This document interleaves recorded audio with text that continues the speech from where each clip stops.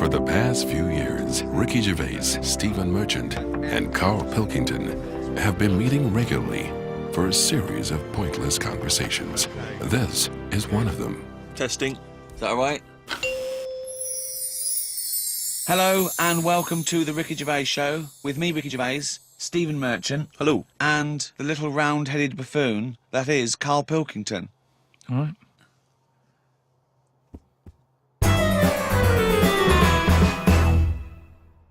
It's come to our attention that the Allied forces, all around the world, in active service, fighting for their country, even though they're in danger and they're missing their loved ones, they all have one thing in common. The love of one man, the respect of one fellow soldier. He's a civilian, but he's one of them. He is, to some, just a little bald-headed fool. Carl Pilkington. Carl, what do you think? What do you think of this? It's an honour, isn't it, to do this? Yeah, it's all right, yeah. Brilliant. Okay, there's people out there, Carl, they're fighting in Afghanistan, Iraq, all over the globe. They're in a dark building. They're not breaking radio silence. Morale, often low. There's one man they can turn to cheer them up. Come on, they want some words of encouragement, some words of wisdom. Something to keep them going. A message to the troops. Come on. Go, Carl. What is it? You're like their Winston Churchill. I don't know what to say to him, really. Do you know any soldiers? Well, yeah, my brother was one, wasn't he? Yeah, but he got kicked out. Why did your brother get kicked out of the army? Well, there's a few things. I think you get a few chances. I think the final straw was nipping out for some fags in a tank. Just think of that. Just think of that. Amazing. And it's, Just see that, just a little corner shop, just like things shaking, jumping off the shelves, and they're going, what is this? What is going on? 20 Rothmans, please. yeah, there was loads of things. It was that. What else did he do? I think the sergeant wasn't happy that my mum wrote the sergeant a letter trying to get my brother out of going to Northern Ireland. What did she say? I love this. What did she say? Wow. She wrote a letter. Like, trying to get him out of PE. Yeah, I know, yeah. It was all Let's like... not He's had a forget- chesty cough. Let's not forget, your mum is a person who put Tipp-Ex on a spider so your dad couldn't kill it, so she knew it was the right so it didn't spider. get vaxed In up. case your dad killed a real spider, then thought I better replace it. I mean, the No, it wasn't just that. It was Tipp-Ex, so that when my dad was vacking up, or my mum was vacking up, it stood out. It wasn't like branding a sheep. Right. It was there, so it stood out, because they used to have, like, what's the name? Laminate flooring. Right. And my dad changed it to darker carpet, so Right. all of a sudden you couldn't see it anymore. I've never heard anything like this. I don't remember this story. She no. had a pet spider? What do you mean? It was just a spider. Yeah, she kept a spider. They had a spider, but then it became a pet because it was there all the time, as opposed to just getting rid of it straight away.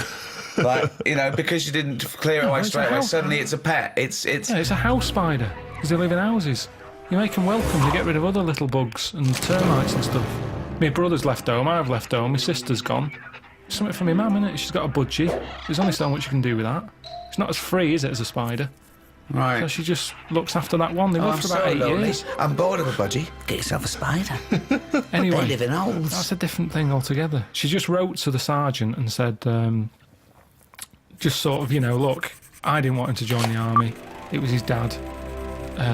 He didn't get a job. His dad told him, if you don't get a job, you're going to join the army. He ended up joining. He's joined at a bad time. He hasn't had enough practice at this yet. Can you just let him Surely off? that's for them. Surely that's for them to decide.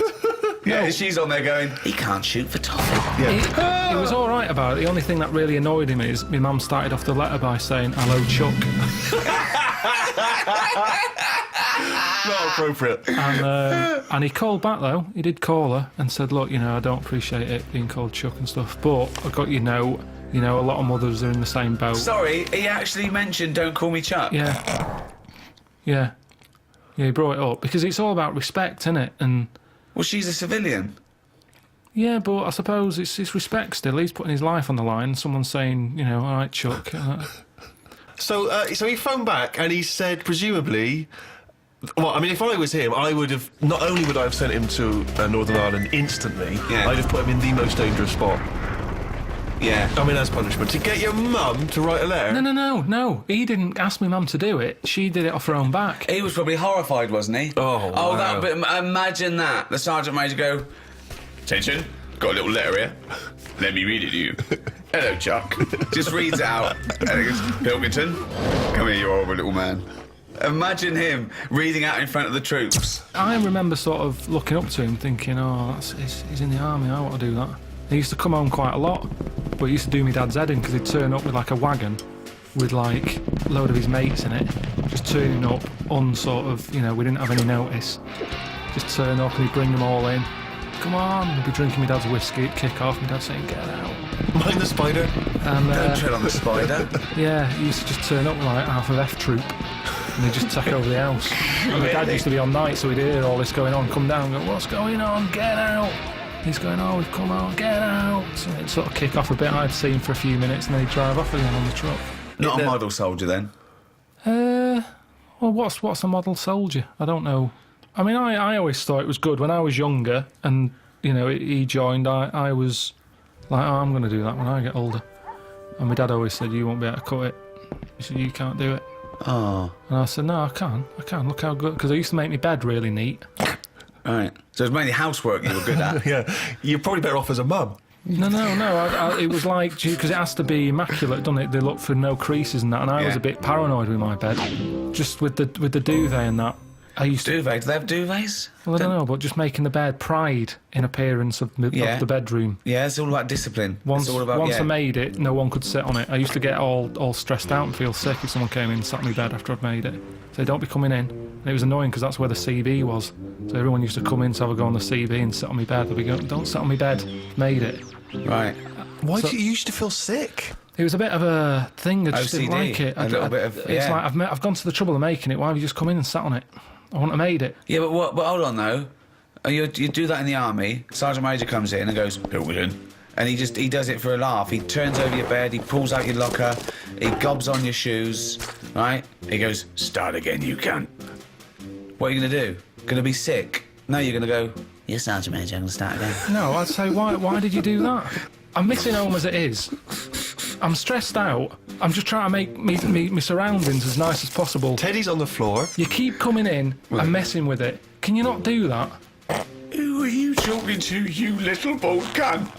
Maybe my dad's right then, because he said my dad sort of said the bed making's all right. He said, but you're not that good with laces. Wow, did you have to tie your laces? Well, I just never been that good. I can tie them, but they never sort of stay tied for a long time. I have never seen him tie his laces. I've realised that. No. He always comes in. Are Does they Suzanne do them for you? Is he a then? little mank, one of those little mank trainers where they're all tucked in, where you don't see the laces? I tend to just get a good knot on them and then just leave them and kick them off, and then they're tied permanent. So you've got slip-on, laced-up shoes, basically? Yeah, I don't like But they laces. can't be I don't tight understand enough. why laces are good anyway when you're in the army, especially with boots. You have boots with like about 60 holes in them. If you're in a rush, if you're in bed, you get out of the bed, you make the bed, the sergeant comes in, rips it apart again, he's going, there's a war, and you're going, stop messing with the bed. And then I'm there trying to put my boots on, you got 60 laces. I don't understand why Velcro hasn't been used. Velcro is ideal for a war situation. You're in bed, woo, siren goes off, you jump out. Why do you want boots with loads of laces? Well, that's a thought for the... If there's any top brass listening. How would you cope, Carl, in a war situation? Ignore the mechanics of being a soldier. I'm talking about the fear. I mean, these men and women are brave beyond compare. Constantly under duress. I was told he had good pain threshold. By whom? A woman at that face rub place I went to. Right. She, because they ask you when you go in. She said, what's your pain threshold like? I said, I don't know. I'll avoid it. She was going, yeah, but, would you say you're very, very good, medium, or bad? I can't imagine you getting hurt much because there's the signals to the brain. You've got, it's dulled, isn't it, with you? So you don't really... Yeah, but then Suzanne always moans at me when I'm going, oh, God, my wisdom teeth is aching. She's going, oh, shut up. She's saying, you haven't got any wisdom teeth, you dopey cunt. No, she just always goes, I had it, and I didn't make a fuss, but it's one of them things that you can't get through to people pain, isn't it? Yeah. And they don't know what your pain threshold is. So, like I say, I've got brilliant pain threshold. I'm saying my tooth's hurting. She's saying, oh, shut up. But she doesn't know. I think I've talked about it before about giving someone the pain that you've got. So you go, there, have a feel of that. I'm in agony here. Yeah, but you've made it up that you've got a high pain threshold. This isn't... This is not scientifically the woman proven. told me. The woman told me. Well, Why does she know? Because I haven't got to it yet. When I had the face rub, she was sticking electric into my head. And she was going... What sort of place is this? This wasn't a spa. No, it was. It's what we do now. Jesus Christ. What, she I don't know, so she just plugged something into the mains? She plugged something in and rolled it Did she have an assistant called Igor? Was it in a castle in Bavaria? She plugged this thing in, rolled it over my head, and said, is that hurting? I was going, no. And she went, all right. And she said, and then by the end of it, she said, look at that, I had that on full. I said, what is it? She said, it's an electric current. That does something. I was going, really? That does something. She's a scientist. And She's a maniac. She said, no, when you fill out that form, just put you really good at pain threshold. Put you really good at pain. You going to come again? Well, yeah, 50 quid. Let's try it on your testicles next time. So, you know... Sorry, how was this? What was this supposed to be achieving? It was like a face rub. You've gone in for a facial and she's testing out what your pain threshold is? Well, that's what I said. I said, hang on a minute, what do you mean? It's meant to be relaxing, this. Yeah. You normally have whale noises happening, and now it's going to be me screaming. She said, no, it's just, we have to ask, we have to make sure, because there is a bit of pain. Heat is heat into these hot cloths. Bit of a rub. Bit of thumb screws. Let's get the thumb screws out now. And plus all that kidney stone pain that I had. But you just were in agony when you had the kidney stones. I don't remember you having this triumphant pain threshold. You gave up instantly. Whinged. Because you have to get seen. If I go in there and I'm going, I'm in agony, and they're going, you don't look like you're in agony. I'd be at the back of the queue. So you have to go in and go, and they're going, quick, get him in. So pain threshold is good for yourself, but it's not good for other people. So you were bullshitting? You didn't feel pain at all? I was in agony, but I can hold it off. I can sit there and be quiet and have a sweat on. But if you do that in a hospital waiting room, it'll be the little div who's coming with a pan on his head, who's screaming saying his head's throbbing. That's what I'm saying. So to get seen, you have to put it on. It's like a baby crying. There's nothing wrong with it. What's he crying for? He's probably hungry. Well, I'm hungry. I'm not crying. But that's what they use, isn't it, to get attention. So you're braver than a baby, is what you're saying. You're braver than a baby. That's all we've established here. In some cases, not in when others. You fill out the form. Not in others. Sometimes babies are braver. When are babies braver? You can chuck them in a pool when they don't panic. I'm rubbish. Sorry, will you leave my baby alone? No, I'm doing an experiment. Mr. Pilkington, will you stop throwing children in the pool?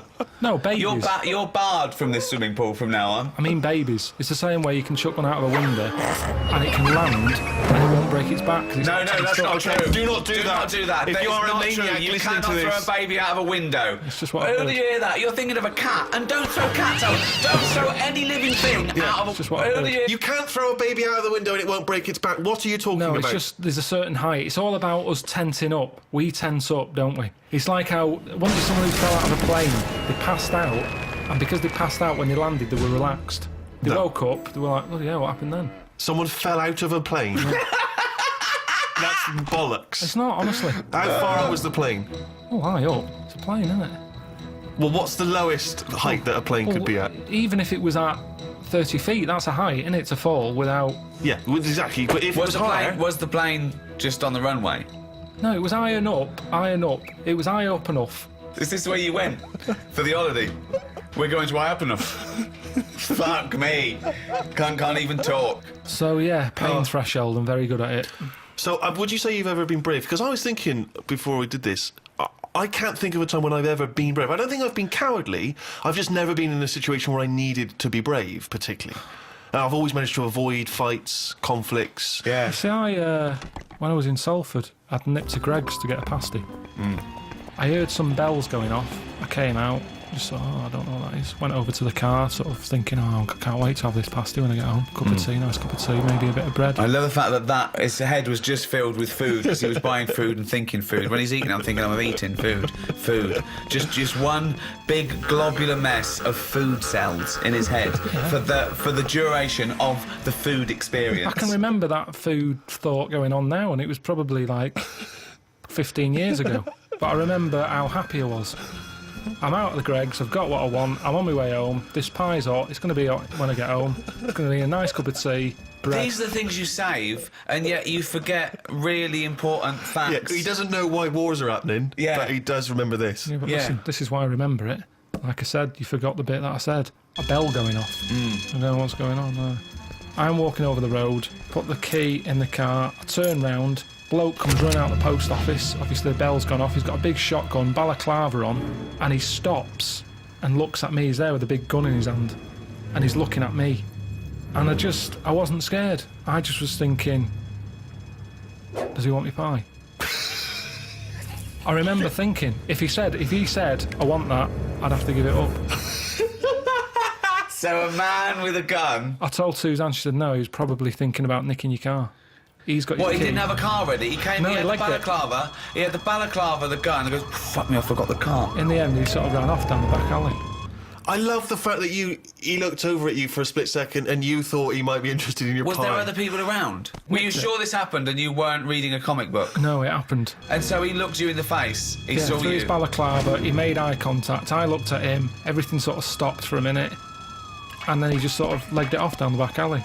And what did you do? What did you say to the police when you obviously I were? didn't. I just went. Well, you were a witness to the crime. Have me pie. Like I said, it was warm. It's not going to stay warm forever, is it? But when it was on Crime Watch a few weeks later, No, said it wasn't. That's what was weird. I said to Suzanne, "Oh, let's watch like Grada reports tonight. See if I'm on the telly or anything." Nothing. Didn't even get reported. Why would you be on the telly if you just ran Just away? didn't say CCTV or something like that. If I was involved in it, if they went, this happened today in Salford outside Greggs. Are you this man with the pie? I wanted to make sure I was well out of this one. Because Suzanne sort of said, oh, should you get involved? But you shouldn't get involved because then I'm at risk, aren't I? Nobody Well, was there you killed. are. We're back to bravery again, aren't Yeah. Yeah, it is bravery. Go on then. Next door but one, there's a fella there. He likes a drink. He came home late one night, banging on the door. Obviously forgot his key. He was trying to kick the door in. I looked out the window and who's that, thinking someone's breaking in. Right? I see it's him. I saw all the curtains twitching. He just went back to bed. Now I kept an eye on him. He kicked so hard, he fell back, dropped his curry, landed in the road. Dropped his curry. Right. Oh God! Why didn't he get a pie from Greggs? Because that lands and it's still fine. So, anyway, he passes out. Right. Curry all over the shop, Yeah. head in the road. Cars come down that road, Yeah. sometimes pretty fast. Yeah, It's of night course. time. You could get his head squashed. Yeah. Like I said, curtains are still a twitching, no one's a helping.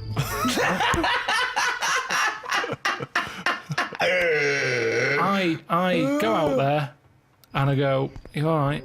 You alright? And he's totally off his head. He's obviously had a, alright skinful. He's going, oh, where am I?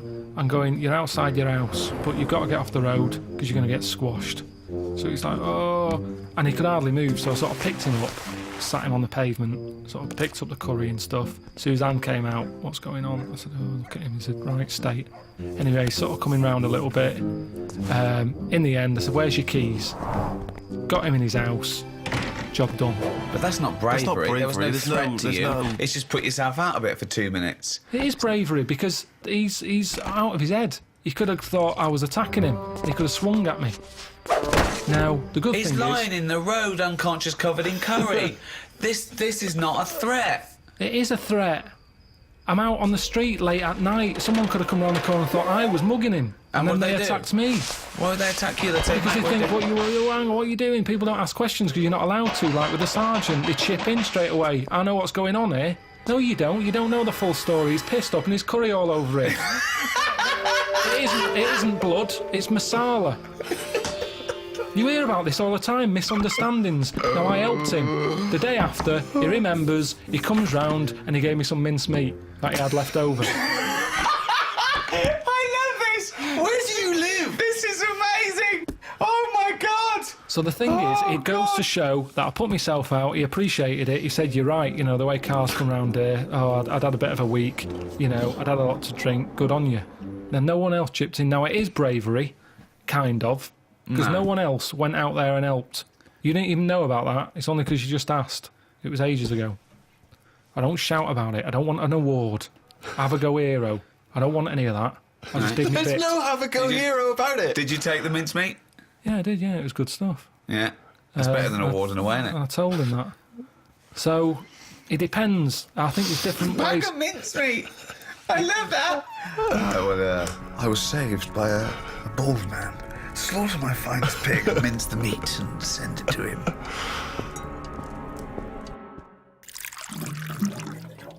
What about phrases from the war days? What about things like careless talk costs lives? What do you make of that? Careless talk. I suppose just busy chatting in a trench rather than going out there. No, it doesn't! It doesn't mean that! Have another go. Careless talk costs lives. They used to have posters up all over London and other cities. Careless talk Costs lives. There was another one, there's another saying that means the saying that might give you a clue. The walls have ears.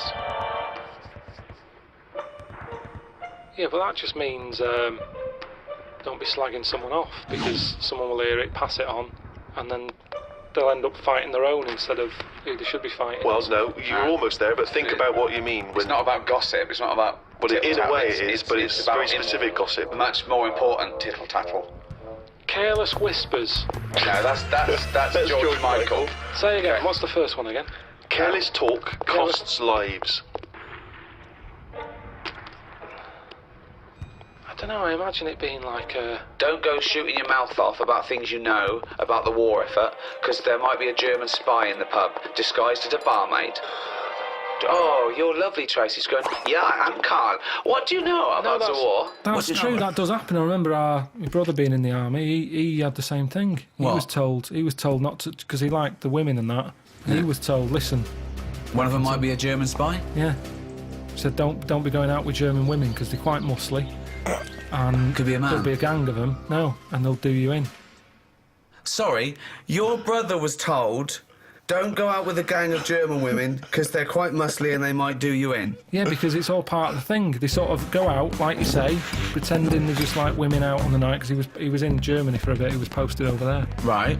And apparently they target like British soldiers and that. And like I say, he liked his women. He'd just go along with it, thinking this is good. You know, Actung baby or whatever. That's okay, and you too. Hey, Actung baby. Yeah. Actung baby. Yeah. And then, you know, got him in a headlock and good night Vienna. Well done. Good night, Vienna. Why are these random German women just killing British blokes? What's the reason for this? It was a proper thing. I remember him telling my mum, saying, oh, God, I had a right dilemma. I met some women, German, couldn't go with them though, because we were told that there might be, might be trouble. Really, yeah. Honestly, that's a fact. British soldiers were getting beaten up by German women. This is not true. Can't be. Why? If you're caught off guard, you're just thinking, oh, you know, out with the ladies, and then they suddenly turn on you. It's a shock. It's a surprise element. Why are they beating them up? You're presumably talking about the Cold War. Because he's a soldier. Yeah, but they were allies then. Well, when your brother was stationed in Germany, it wasn't occupied Germany. We hadn't invaded.